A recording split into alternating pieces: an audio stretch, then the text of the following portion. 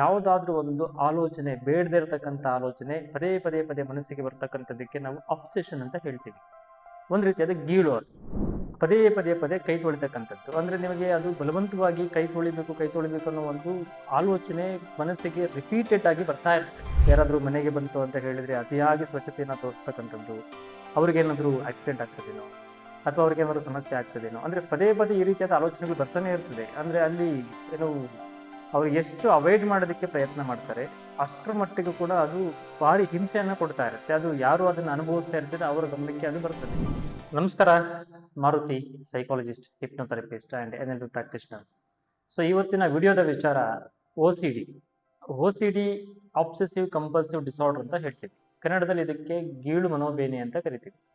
So ಗೀಳು ಮನೋಬೇನೆ ಅಂತ ಹೇಳಿದ್ರೆ ಏನು, ಮತ್ತೆ ಇದು ನಿಮ್ಮಲ್ಲಿ ಕಾಣಿಸ್ಕೊಂಡಾಗ ನೀವು ಅದಕ್ಕೆ ಯಾವ ರೀತಿಯಾಗಿ ಗುರುತಿಸಬೇಕು, ಅಥವಾ ನಿಮ್ಮ ಕುಟುಂಬಸ್ಥರಲ್ಲಿ ಈ ರೀತಿಯಾದ ಸಮಸ್ಯೆ ಕಾಣಿಸ್ಕೊಂಡಾಗ ಅದನ್ನ ಹೇಗೆ ನೀವು ಅರ್ಥ ಮಾಡ್ಕೊಳ್ಬೇಕು ಅನ್ನೋದ್ರ ಬಗ್ಗೆ ನಾನು ವಿವರವಾಗಿ ಹೇಳೋ ಪ್ರಯತ್ನ ಮಾಡ್ತೀನಿ. ಆಬ್ಸೆಸಿವ್ ಕಂಪಲ್ಸಿವ್ ಡಿಸಾರ್ಡರ್ ಅಂತ ಬಂದಾಗ ಯಾವುದಾದ್ರೂ ಒಂದು ಆಲೋಚನೆ, ಬೇಡದೇ ಇರತಕ್ಕಂಥ ಆಲೋಚನೆ ಪದೇ ಪದೇ ಪದೇ ಮನಸ್ಸಿಗೆ ಬರ್ತಕ್ಕಂಥದ್ದಕ್ಕೆ ನಾವು ಅಬ್ಸೆಷನ್ ಅಂತ ಹೇಳ್ತೀವಿ. ಒಂದು ರೀತಿಯಾದ ಗೀಳು ಅದು.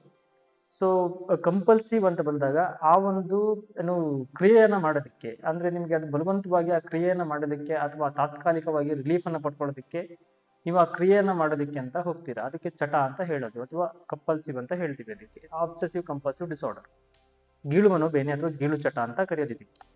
ಸೊ ಇಲ್ಲಿ ಬೇಡದೇ ಇರತಕ್ಕಂಥ ಆಲೋಚನೆ ಅಂತ ಹೇಳಿದ್ರೆ ಕೆಲವೊಬ್ಬರಿಗೆ ನೀವು ಅಬ್ಸರ್ವ್ ಮಾಡಿರ್ಬೋದು, ಇದು OCDಲಿ ಅತಿ ಹೆಚ್ಚಾಗಿ ಕಾಣಿಸ್ಕೊಳ್ತಕ್ಕಂಥ ಆಬ್ಸೆಷನ್ ಅಂತ ಹೇಳಿದ್ರೆ ಅದು ಕ್ಲೈನ್ಲಿನೆಸ್, ಅಂದ್ರೆ ಸ್ವಚ್ಛತೆಗೆ ಸಂಬಂಧಪಟ್ಟಿತ್ತು.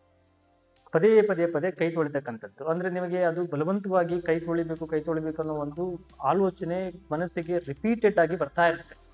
ನೀವು ಅದನ್ನ ಎಷ್ಟು ಅವಾಯ್ಡ್ ಮಾಡೋದಕ್ಕೆ ಪ್ರಯತ್ನ ಮಾಡ್ತೀರಾ ಅಷ್ಟು ಹೆಚ್ಚಾಗಿ ನಿಮಗೆ ಅದು ಬರ್ತಾನೆ ಇರ್ತದೆ. ಅದ್ರ ಜೊತೆಗೆ ನೀವು ಒಂದ್ಸಲ ಹೋಗಿ ಕೈ ತೊಳಿತೀರಾ, ಅದು ತಾತ್ಕಾಲಿಕವಾಗಿ ರಿಲೀಫ್ ಅಂತ ಅನ್ಸುತ್ತೆ. ಮತ್ತೆ ಇನ್ನೊಂದು 5 ನಿಮಿಷಕ್ಕೋ 10 ನಿಮಿಷಕ್ಕೋ ಮತ್ತೆ ಅದು ವಿಪರೀತವಾಗಿ ನಿಮ್ಮನ್ನ ಕೈ ತೊಳೆಯೋದಕ್ಕೆ ನಿಮ್ಮನ್ನ ದೂಡುತ್ತೆ. ಸೊ ನಾನು ಹಲವಾರು OCD ಪೇಷಂಟ್ಸ್ನ ನೋಡಿದಾಗ ಟಾಯ್ಲೆಟ್ ಕ್ಲೀನರ್ನ ಹಾಕಿ ಕೈ ತೊಳೆದು ಕೈ ಮೇಲೆ ಮೇಲ್ಪದರ ಕಿತ್ತೋಗಿರೋ ಉದಾಹರಣೆಗಳು ಕೂಡ ಸಾಕಷ್ಟು ಇದೆ. ಇಂಥವರಲ್ಲಿ ಹೆಚ್ಚಾಗಿ ಅತಿ ಹೆಚ್ಚಿನ ಮಟ್ಟದಲ್ಲಿ ಕ್ಲೈನ್ಲಿನೆಸ್, ಸ್ವಚ್ಛತೆ, ಮೈಲಿಗೆ ಕಡೆ ಹೆಚ್ಚಿನ ಗಮನ ಇರ್ತದೆ. ಸೊ ಯಾರಾದರೂ ಒಂದು ಹಣ ಕೊಟ್ಟರು ಕೂಡ ನೋಟನ್ನ ತೊಳೆದಿಟ್ಕೊಳ್ತಕ್ಕಂಥದ್ದು, ಯಾರಾದರೂ ಮನೆಗೆ ಬಂತು ಅಂತ ಹೇಳಿದ್ರೆ ಅತಿಯಾಗಿ ಸ್ವಚ್ಛತೆಯನ್ನ ತೋರಿಸ್ತಕ್ಕಂಥದ್ದು. ಸೊ ಮಕ್ಕಳು ಒಮ್ಮೆಲೇನೆ ಸ್ಕೂಲಿಂದ ಮನೆಗೆ ಬಂತು ಅಂತ ಹೇಳಿದಾಗ ಒಂದು ವಿಪರೀತವಾದ ಹಿಂಸೆ ಅನುಭವಿಸ್ತಾರೆ ಅವರು. ಸೊ ಈ ರೀತಿಯಾಗಿ ಮನಸ್ಥಿತಿಯಲ್ಲಿ ಕಾಣಿಸ್ಕೊಳ್ಳುತ್ತೆ ಅಂತ ಹೇಳಿದಾಗ ಅದು ಅವರು ಬೇಕು ಅಂತ ಮಾಡ್ತಾ ಇರ್ತಕ್ಕಂಥದ್ದಲ್ಲ. ಸೊ ಅಲ್ಲಿ OCD ಅನ್ನೋ ಒಂದು ಮಾನಸಿಕ ಸಮಸ್ಯೆ ಅವರಲ್ಲಿ ಕಾಣಿಸ್ಕೊಳ್ಳೋದ್ರಿಂದ ಆ ರೀತಿಯಾದ ವರ್ತನೆಗಳನ್ನ ತೋರಿಸ್ತಾರೆ. ಸೊ ಇನ್ನು ಕೆಲವರಲ್ಲಿ ಕೆಲವೊಂದು ಆಬ್ಸೆಷನ್ಸ್ ಮಾತ್ರ ಕಾಣಿಸ್ಕೊಳ್ಳುತ್ತೆ.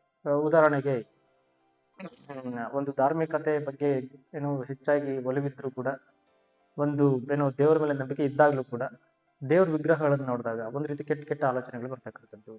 ಅಥವಾ ಮನೆಯಲ್ಲಿ ಯಾರಿಗಾದ್ರೂ ಏನಾದ್ರೂ ಸಮಸ್ಯೆ ಆಗೋಗ್ತದೆ ಏನೋ, ಅಥವಾ ಅವರು ಹೊರಗಡೆ ಹೋಗಿರ್ತಾರೆ, ತಾಯಿ ಈಗ ಮನೇಲಿ ಇದ್ದಾಗ ಮಕ್ಕಳು ಹೊರಗಡೆ ಹೋಗಿರ್ತಾರೆ, ಅಥವಾ ಗಂಡ ಮನೇಲಿ ಹೊರಗಡೆ ಹೋಗಿರ್ತಾರೆ, ಅವ್ರಿಗೇನಾದ್ರೂ ಆಕ್ಸಿಡೆಂಟ್ ಆಗ್ತದೇನೋ ಅಥವಾ ಅವ್ರಿಗೇನಾದ್ರೂ ಸಮಸ್ಯೆ ಆಗ್ತದೇನೋ, ಅಂದ್ರೆ ಪದೇ ಪದೇ ಈ ರೀತಿಯಾದ ಆಲೋಚನೆಗಳು ಬರ್ತಾನೆ ಇರ್ತದೆ. ಅಂದ್ರೆ ಅಲ್ಲಿ ಅವ್ರು ಎಷ್ಟು ಅವಾಯ್ಡ್ ಮಾಡೋದಕ್ಕೆ ಪ್ರಯತ್ನ ಮಾಡ್ತಾರೆ ಅಷ್ಟರ ಮಟ್ಟಿಗೂ ಕೂಡ ಅದು ಭಾರಿ ಹಿಂಸೆಯನ್ನ ಕೊಡ್ತಾ ಇರುತ್ತೆ. ಅದು ಯಾರು ಅದನ್ನ ಅನುಭವಿಸ್ತಾ ಇರ್ತಾರೆ ಅವರ ಗಮನಕ್ಕೆ ಅದು ಬರ್ತದೆ.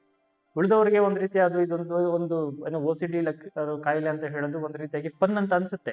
ಬಟ್ ಆದ್ರೆ ಯಾರು ನಿಜಕ್ಕೂ ಅದರ ಒಂದು ಬಾಧಿತರಾಗಿರ್ತಾರೆ, ಅದರ ಒಂದು ಅನುಭವ ಮತ್ತೆ ಅದರ ಒಂದು ಹಿಂಸೆ ಎಷ್ಟರ ಮಟ್ಟಿಗೆ ಇರುತ್ತೆ ಅನ್ನೋದು ಅವರ ಒಂದು ಅನುಭವದಲ್ಲಿ ಇರ್ತದೆ. ಕೆಲವರಲ್ಲಿ ಕಾಣಿಸ್ಕೊಳ್ತಕ್ಕಂಥದ್ದು ಏನು ಅಂತ ಹೇಳಿದ್ರೆ, ಈ ಉದಾಹರಣೆಗೆ ಒಂದು ಮಗುನ ಎತ್ಕೊಂಡಿರ್ತಾರೆ, ಅವರದ್ದೇ ಮಗು, ಅವ್ರ ಬಾಲ್ಕನಿಗೆ ಹೋದಾಗ ಅಥವಾ ಇನ್ನೆಲ್ಲಾದ್ರೂ ನಾನು ಗ್ಯಾಸ್ ಹತ್ರ ಹೋದಾಗ ಮಗುನೆಲ್ಲ ಹಾಕ್ಬಿಡ್ತೀನಿ ಅನ್ನೋ ಒಂದು ಆತಂಕ. ಅಂದ್ರೆ ಪದೇ ಪದೇ ಮಗುಗೆ ನಾನೇನಾದ್ರೂ ಸಮಸ್ಯೆ ಮಾಡ್ಬಿಡ್ತೀನೇನೋ, ಅಥವಾ ಸ್ನಾನ ಮಾಡ್ಸಕ್ ಹೋದಾಗ ಮಗುವಿನ ನೀರಿಗೆ ಹಾಕ್ಬಿಡ್ತೀನೇನೋ, ಅಂದ್ರೆ ಈ ರೀತಿಯಾದ ಅತಿ ಹೆಚ್ಚಿನ ಮಟ್ಟದ ಆತಂಕಕ್ಕೆ ಸಂಬಂಧಪಟ್ಟಂತ ಆಲೋಚನೆಗಳು ಪದೇ ಪದೇ ಬರ್ತಾ ಇರ್ತದೆ. ಅಂದ್ರೆ ಆ ಒಂದು ಆಲೋಚನೆಯಿಂದ ಅವರಿಗೆ ಆತಂಕ ಏರ್ಪಾಡಾಗ್ತಾ ಇರ್ತದೆ.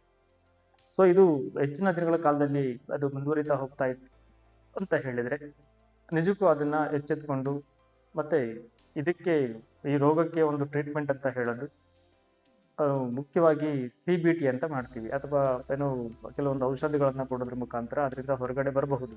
ಸೊ ಔಷಧ ಮತ್ತೆ ಸೈಕೋಥೆರಪಿಸ್ಟ್ ಎರಡರ ಜೊತೆಗೆ ಅಥವಾ ಸೈಕೋಥೆರಪಿ ಇದನ್ನ ಅಪ್ಲೈ ಮಾಡೋದ್ರ ಮೂಲಕ ಅವರು ಆ ಸಮಸ್ಯೆಯಿಂದ ಹೊರಗಡೆ ಬರ್ತಾರೆ. ಸೊ ಈ ರೀತಿಯಾದ ಸಮಸ್ಯೆಗಳು ಕಾಣಿಸ್ಕೊಂಡಾಗ ಕುಟುಂಬಸ್ಥರ ಒಂದು ಸಪೋರ್ಟ್ ತುಂಬಾ ಮುಖ್ಯವಾಗಿ ಬೇಕಾಗಿರ್ತಕ್ಕಂಥ ಇರ್ತದೆ. ಸೊ ಇಲ್ಲಿ ಆ ವ್ಯಕ್ತಿ ಅಥವಾ ಯಾವ್ದಾದ್ರು ಒಬ್ಬ ಏನು ಮನೆಯಲ್ಲಿರ್ತಕ್ಕಂಥ ಹೆಣ್ಣು ಅಥವಾ ಯಾರಾದ್ರೂ ಒಬ್ಬ ಗಂಡಸಿಗೆ ಈ ರೀತಿಯಾದ ಸಮಸ್ಯೆ ಕಾಣಿಸ್ಕೊಳ್ತು ಅಂತ ಹೇಳಿದ್ರೆ ಅವರನ್ನು ಹೆಚ್ಚಿನ ಮಟ್ಟದಲ್ಲಿ ನೀವು ದ್ವೇಷ ಮಾಡ್ತಕ್ಕಂಥದ್ದು ಅಥವಾ ಅವರು ಮಾಡ್ತಕ್ಕಂಥ ಅತಿ ಹೆಚ್ಚಿನ ಸ್ವಚ್ಛತೆ ಕಾರ್ಯಕ್ರಮಗಳು ಅಥವಾ ಅವ್ರ ಜೊತೆಗೆ ಸೇರ್ಕೊಂಡು ನೀವು ಸ್ವಚ್ಛ ಮಾಡ್ತಕ್ಕಂಥದ್ದು ಅಥವಾ ಅವ್ರನ್ನ ಒಂದು ರೀತಿ ಗೇಲಿ ಮಾಡ್ತಕ್ಕಂಥದ್ದು ಅಥವಾ ಈತ ಬೇಕು ಅಂತ ಮಾಡ್ತಾ ಇದ್ದೇನೆ ಅನ್ನೋ ರೀತಿಯಾಗಿ ನೀವು ಅವರನ್ನ ಛೇಡಿಸೋದು, ಈ ರೀತಿ ಮಾಡಿದಾಗ ಆ ಸಮಸ್ಯೆ ಅನ್ನೋದು ಹೆಚ್ಚಾಗ್ತಾನೆ ಹೋಗ್ತದೆ.